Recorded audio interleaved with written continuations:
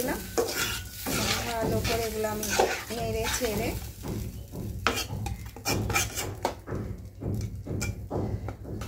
আমি আবার ঢাকনা দিয়ে রাখবো সিদ্ধ হওয়া পর্যন্ত।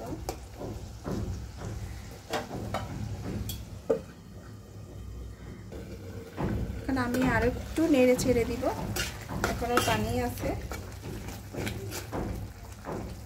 একটু একদম মাখা মাখা করে ফেলবো।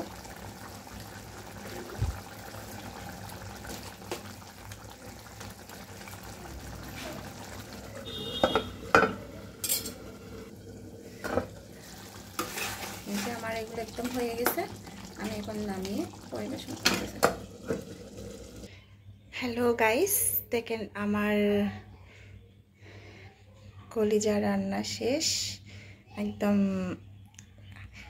কালো কালো হয়েছে, একদম একদম কষা কষা, একদম শর্টকাট, একদম অনেক সুন্দর কালার আসছে একটা। আমার রান্না হয়ে গেছে।